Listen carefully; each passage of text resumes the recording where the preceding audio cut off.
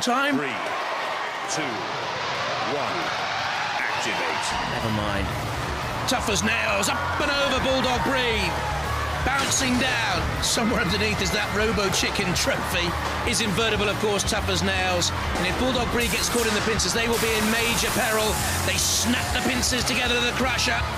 You heard the snap, but Bulldog Breed survived. And at the moment, those problems Tony Somerville was telling us about in the pits don't seem that evident. Robert Summerfield, 17 at the controls. Can they keep the machine straight? Straight enough. They're doing very well here, Bulldog Breed, because the way Tough as Nails fought earlier in the competition, I had them down as a dead-set winner of this.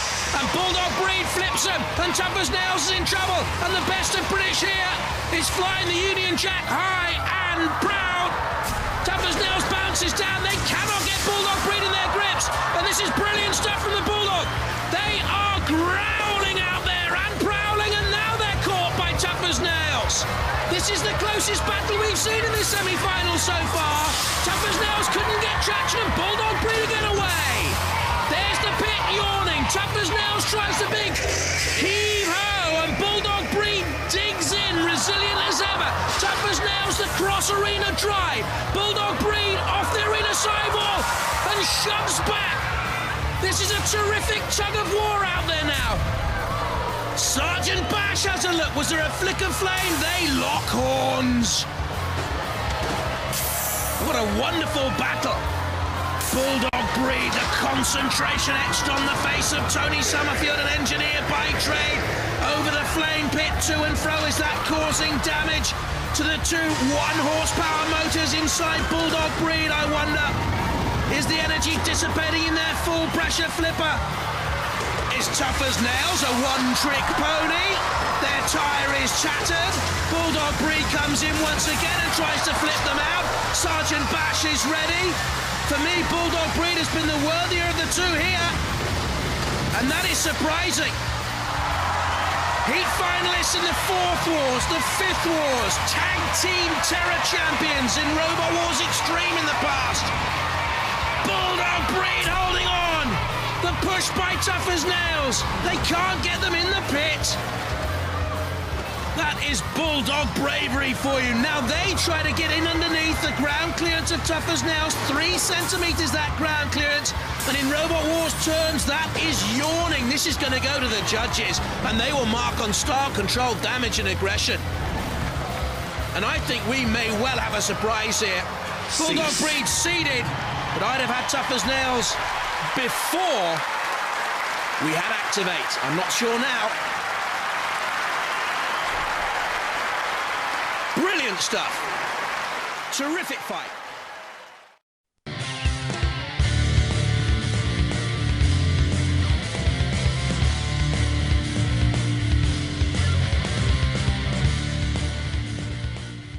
Three, 2, 1, activate. Only one machine will make it through and keep on the path to the Mega Bucks prize available for the winners of Robot Wars, the 7th Wars. For the first time ever, a cash prize up for grabs for the winners. Ceros, in flipping, may well have been flipped by St. Agro. St. Agro overturning after getting another flip in. Before flipping itself, Ceros self-rights. On the attack again against the St. Agro boys. Getting in underneath St. Agro's ground clearance. St. Agro can run both ways up, don't forget, it's invertible, which normally negates the power of another flipper. Unless the cutout can be loosened, unless the electronics can be loosened. Look at that! Standing, pirouetting together. St. Agro away. Ceros self-rights. This is tremendous stuff. Great control by the drivers to be able to self-right like that under pressure. But does it use up too much CO2 supply? St. Agro flicks. Ceros, on the brink of oblivion and disaster. On the brink of the pit. They need to get away from there. One shove and they're down. St. Agro flicks. Ceros, get out of there, get out of there. You're too close to the pit. They've left themselves here very vulnerable. St. Agro needs to get behind for a shove. Couldn't though. They were broadside on. And Ceros survives and Agro nearly went down. They are living very dangerously. Matilda's flywheel comes in. And look at the wheel of Agro. Ripped, broken. Operating now, really only on one wheel. Limping Agro. Ceros is upended once again. But Ceros is gone here, I think. That's why Anna looked worried. And the team from St Agnes in Cornwall are going to win this. Agro. Aggie, Aggie, Aggie. Oi, oi, oi. They cry down there. Agro the winners. And in the end, Francis Smith ran out of power and Ceros ran out of room and hope. Good old Matilda. You can count on her rear end in any sort of catastrophe.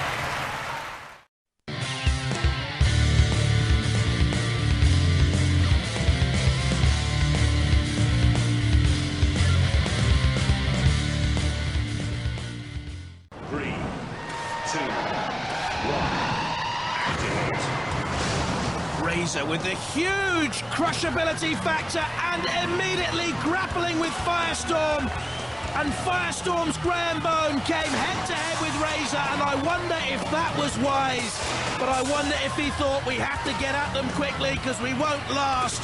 And look at the crumpling power of Razer's beak. They say it's part bird, part reptile, the coolest looking robot on Earth. It is a deadly machine. And the Firestorm team know they have a battle to survive. Survive they do, and turn away. But look at the front flipper. Is that not wedged open, or do my eyes deceive me? Which means the very innards of Firestorm are now open for any Razer attack. Razer slams onto the front flipper and ironically crumples it back into place. And there goes the pit release. Now Razer has Firestorm in its grip. Letting it get away. Firestorm across the arena floor. What next? Back into Razer, slamming it against the arena side wall. We've already had one major surprise. Will the Razer boys have another against them? Ian Lewis, the driver. The weapons operator Simon Scott. They had Firestorm by their grips. They've let it go again. And Simon looks worried. And the red bot looks concerned too. And Razer here. Oh, I thought they were immobilised. They've come back onto the attack to take on Firestorm once more. Oh, across the pit! How do they survive that? I've heard of walking on water, but walking across the pit of oblivion, never before have we seen that. Firestorm away into the safety of the central arena area. Razer out again, head to head. Beak to flipper, metal to metal. Dancing so near that pit once again into the CPZ, almost an action replay. Against the tyre, Firestorm pushes, Razer retreats. They are skirting with oblivion, literally. Sergeant Bash, a crash, and Firestorm is pinned into the CPZ. And away, what action we've seen here in this battle. Once more they crumple. I'm not too sure whether the Razer beak is working fully. Down it comes once again. But it seems to lack that penetrating power we've seen in the past. Firestorm is in its grip. What will happen? It looks as if we're going to go to the judges. This was an unbelievable contest. What a battle. One of the closest I've seen. Nip and tuck, no quarter arse nor given. And I don't think we've seen its like before.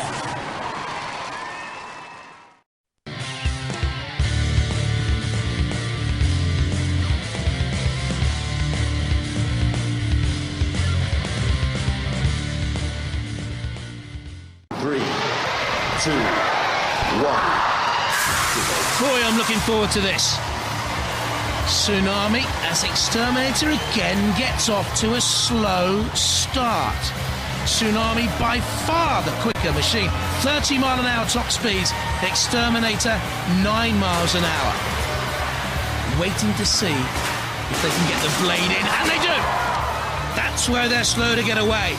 Waiting for the spinning blade to get up to full speed before they can attack Jochen Wittmann's machine. Tsunami backing away, trying to expose the ground clearance of X-Terminator. Only 1 centimetre ground clearance, but it was good enough. Jochen at the weapons, used the weapons diligently. In comes Tsunami with a slam. If they can get a flip in there, X-Terminator could be out of the arena, out of the war zone, out of Robot Wars, the 7th Wars. They are teetering on the brink of oblivion, the number 11 seeds. Can the German entry go in and finish them off here? Tsunami will have another go. Again they crash down, and ironically that has righted X-Terminator. And now you begin to wonder about the supply of CO2 on board Tsunami. I said right at the start of the program it was limited. What life is left in that Tsunami weaponry? Did they go too early? Have they used up all the CO2?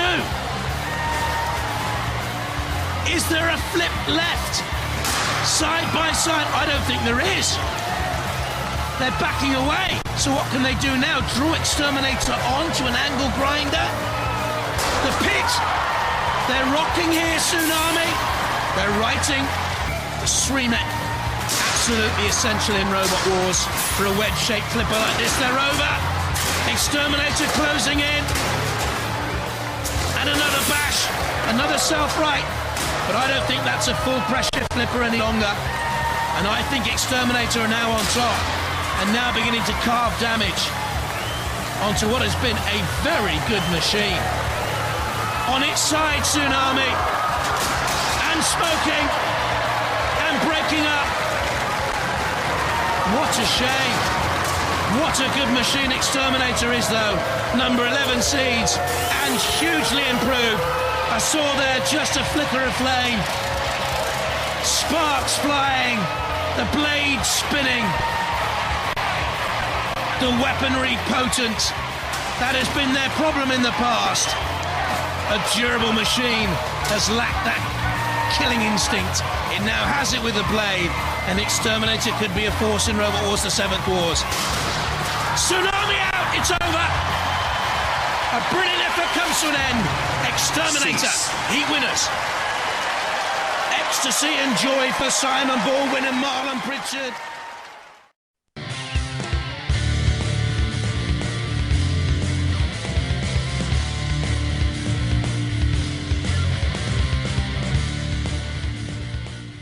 Three, two, one, activate. Off we go. This to complete our round 2 lineup in this, the second semi-final. M2 self-righting, atomic pressure rising, using up that precious gas. M2 dodging, so they want Atomic to miss with their flips. I wonder what David Bev, the 18-year-old driver of Atomic, thinks of all that. Well, M2 look dodging. And they are playing cat and mouse. Come on, chase us, chase us. And Atomic cutting down the angles. M2 rolling, that's okay, they're barrel-shaped. Atomic is more of a bulldozer, isn't it? M2 has missed with the flipper. Oh! In underneath, roly-poly. And Atomic's flip nearly brought Atomic forward and toppling over there. 99 kilos, Atomic. So too is M2. There we can see the weapons operator of Atomic, Paul Francis, a farm manager by trade. And shepherding M2 across the arena and tossing M2, and M2 self-righting.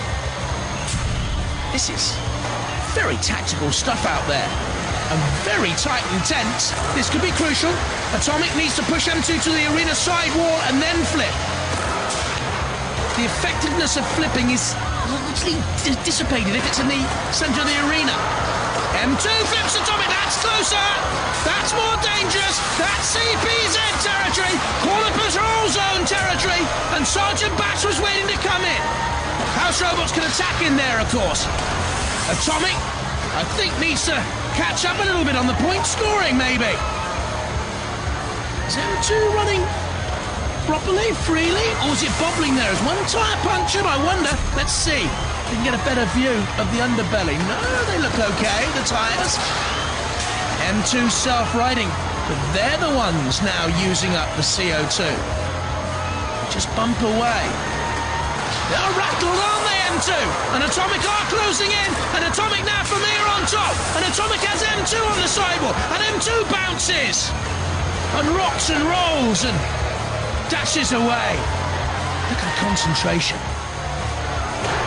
Two machines from the second semi-final will reach the grand final. For the losers, instant oblivion. No one remembers a Robot Wars loser. M2 perilous. Atomic has them in there. Oh, they need to get their blade down. There, and now flip. That's it. M2 gone. Atomic waited the moment. Cease. And went for the final flip.